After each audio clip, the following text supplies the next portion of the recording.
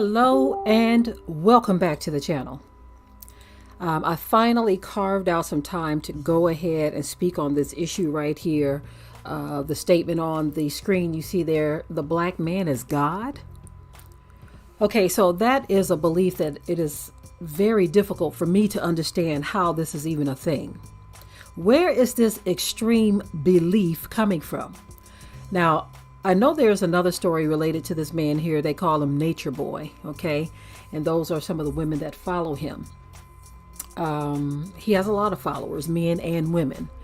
I'm not going to be getting into the story that is being shared about him, about his arrest and all these different things like that. Nature Boy has been on the radar for quite some time now.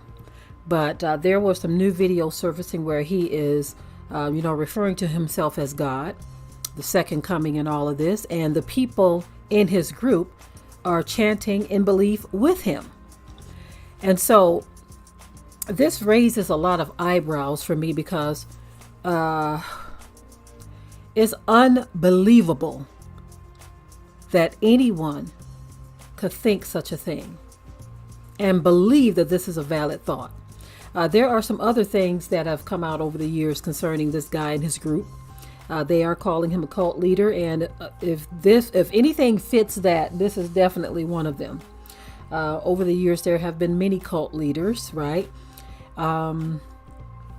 This particular group right here, I believe they call themselves the Carbon Nation or something like that.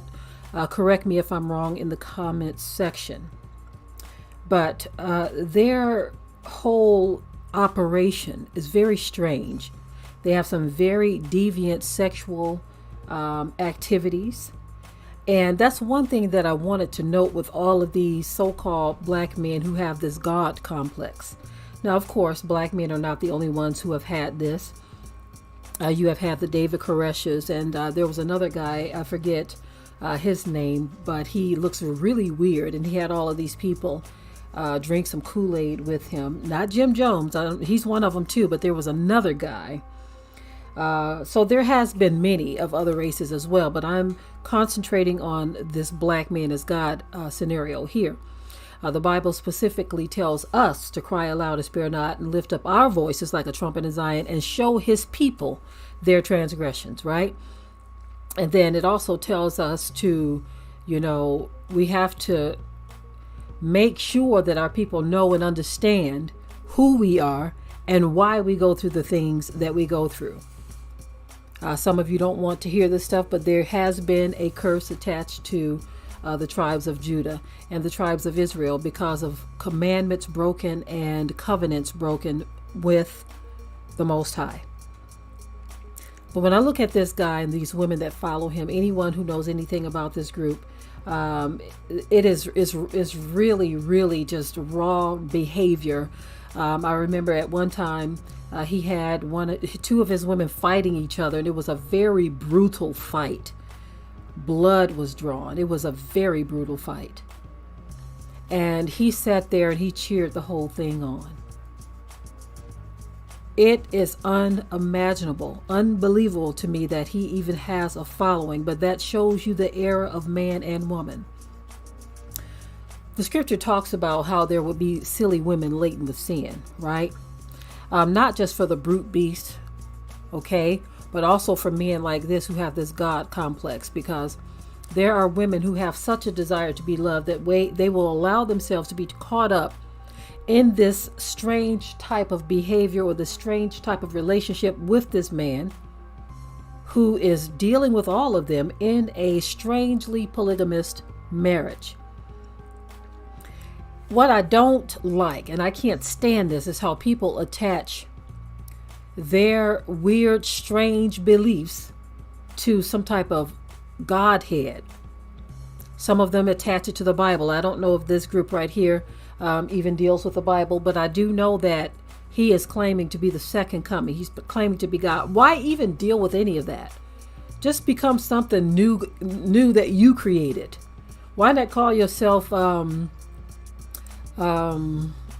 I can't think at the moment what he could possibly call himself, but why even attach yourself to being God? Because let me tell you something.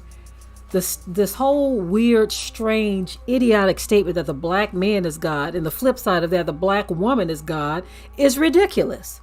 It is ridiculous. Do you understand what it means to be God? See, these people have such a desire to be worshiped that they are just saying stuff that makes absolutely no sense. See, when I think of God, I think of the creator of heaven and earth, right? I think of someone who is omnipotent, omniscient. I think of someone who knows all, who controls all, who created all, and can do all things, right? I think of the one who created the sky, the moon, the sun, the stars, the trees, the birds, you and I. And so when you say that you are God, you believe that you are the creator of these things. Now, you may have been given at one point dominion over these things, but you are not the creator of these things. And how can a black man or a black woman declare themselves as God when they have no power to stand before their enemies? When has there ever been a time that the creator of heaven and earth been unable to stand against his enemies? It makes absolutely no sense for this lunacy to be on the planet in the form that it is. Like I said, I do realize that not only black people have done this. There have been many white men as well who have declared themselves to be God or the second coming or Jesus or whatever. I realize this. And then there are those who have the unspoken Godhead or Godship within their own minds, because they make the statement, as the Bible prophesied, they say, who can bring us down? Who can handle us? Who can deal with us? Now, it doesn't take a rocket scientist to believe or to know that a person who thinks like that don't have to call themselves God, but they believe themselves to be untouchable as God. They believe themselves to be worshiped. They should be worshiped. They should be adhered to and revered. They call themselves superior. They don't necessarily call themselves gods, but they act and perform as if they believe they are. And so again, when I see a report such as this, where this man is declaring himself to be God in the second coming, it is very troubling to me that he has followers. Now, a person can say whatever the heck they want to say on this earth, right? You have freedom of speech, right? But the problem that I am having is that when these people speak, you have many who will listen.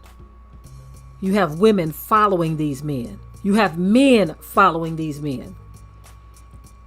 These people are so high and lifted up in their minds. They're haughty, they're heady, they're high-minded.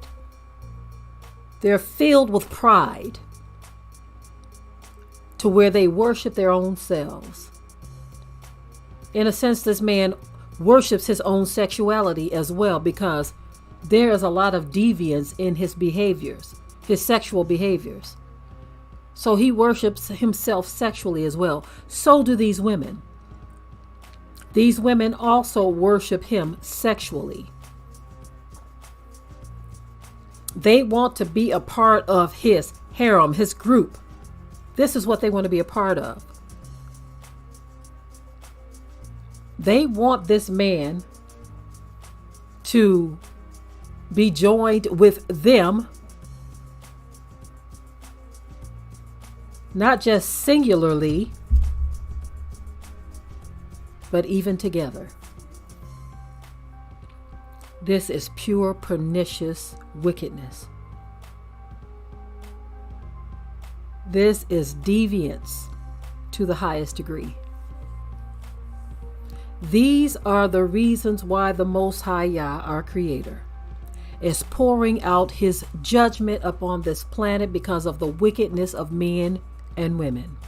And they pass the wickedness on to the next generation. This is how generational curses go from one to the next, to the next, to the next. And of course, we know that sin dwells in all nations, all racial groups. We know that it is there. But when you have been chosen to be the light of the world and you are displaying darkness, there's a problem. This is why we see the hammer of the Most High Yah in the Black community, because we are accepting anything. As a whole, our people are accepting of anything. All kinds of wickedness and deviance. And we got the nerve to question why things are happening the way they are in the Black community. It reminds me of that whole thing of the tribe of Judah, how the Bible said the tribe of Judah would have this attitude of, oh, what have I done? I haven't done anything, or we haven't done anything. Why is God so angry at us? The Bible actually speaks about how our people would have this mentality, as if we are clueless to why there is havoc in the Black community. We sit back and we justify all kinds of wickedness. And then when you have someone who cries aloud and spares not and speaks out against the wickedness, you come charging like a raging bull to try to apprehend them with your words. Woe unto you who call good evil and evil good. Many of you say, how dare you speak of these issues? How dare you speak out against this or that? And I'm not just talking about this Black man as God issue. I'm talking about in general. I have seen so many so-called Black people who actually got the nerve to question why someone is questioning bad behavior in the Black community. I've spoken many times over the years how you will have young people who will question their parents.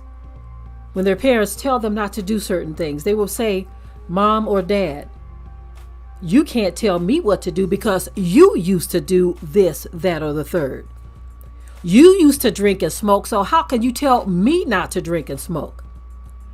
And see, I busted that wide open.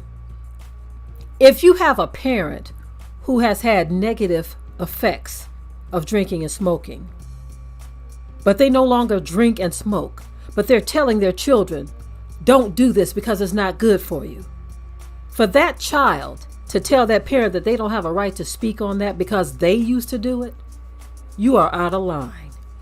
That is manipulation, is devilish manipulation. Because that parent, learning from their mistake, is trying to pass along the right way to you. Now, again, I'm not talking about a parent who still drinks and smokes. I'm talking about a parent who has left that thing. Let me go deeper into this. Let me say a parent who used to use drugs.